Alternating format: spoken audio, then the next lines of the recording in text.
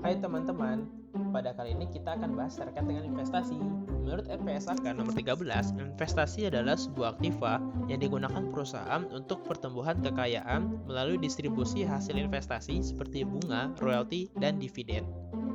Berdasarkan tujuannya, investasi memiliki dua tujuan, yakni yang pertama adalah untuk menghindari adanya idle cash atau kas penganggur, dan yang kedua adalah untuk mendapatkan sebuah capital gain.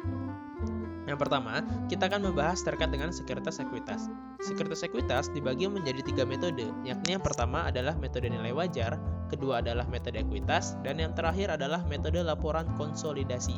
Metode ini dibagi berdasarkan tingkat kepemilikannya. Yang pertama itu adalah metode ekuitas. Metode ekuitas itu sendiri adalah tingkat proporsi kepemilikannya antara 20% hingga 50% dari total saham biasa perusahaan investi yang beredar, di mana investor mempunyai tingkat pengaruh yang signifikan terhadap perusahaan investi. Nah, pada saat pemerolehan, investor harus mencatat harga beli ditambah dengan biaya lain sehingga menjadi sebuah harga perolehan. Seperti itu. Selanjutnya, pada saat pengumuman laba dan pembagian dividen, metode ekuitas mencatat pengakuan laba bersih dan penerimaan dividen atas pengumuman laba dari investi dan juga pembagian dividen dari investi tersebut sebagaimana jurnal berikut ini.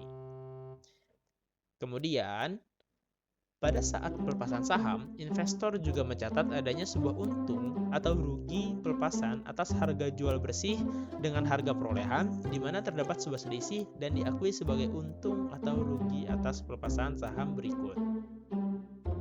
Jurnalnya adalah sebagai berikut. Nah, metode selanjutnya adalah sekuritas perdagangan.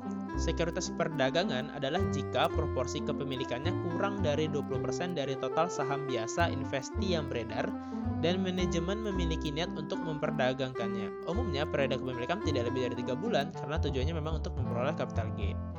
Nah, pada saat pemerolehan, sekuritas tersebut dicatat sebagai sekuritas perdagangan pada kas. Lalu, investor juga mencatat pada saat pembagian dividen dan perubahan nilai pasar wajar atas adanya sebuah unrealized gain or loss. Lalu, investor juga pada saat pelepasan mengakui adanya sebuah untung atau rugi sekuritas perdagangan sebagaimana penjurnalan berikut ini. Tidak hanya itu, investor juga mencatat adanya sebuah penyesuaian terhadap nilai pasar wajar yang berlaku pada saat tersebut, di mana nilai penyesuaian itu juga untuk mencatat kenaikan nilai pasar wajar. Selanjutnya, kita akan bahas mengenai sekuritas utang. Sekuritas utang ini menunjukkan hubungan antara investor yang membeli sekuritas utang berupa obligasi, wesel, atau surat utang lainnya sebagai kreditur atas perusahaan investi. Sekuritas utang dibagi menjadi 3 kategori, yakni yang pertama adalah sekuritas dimiliki sampai jatuh tempo atau held to maturity securities, yakni adalah sebuah sekuritas utang yang dibeli dan dimiliki perusahaan dalam jangka panjang, umumnya sampai dengan jatuh tempo.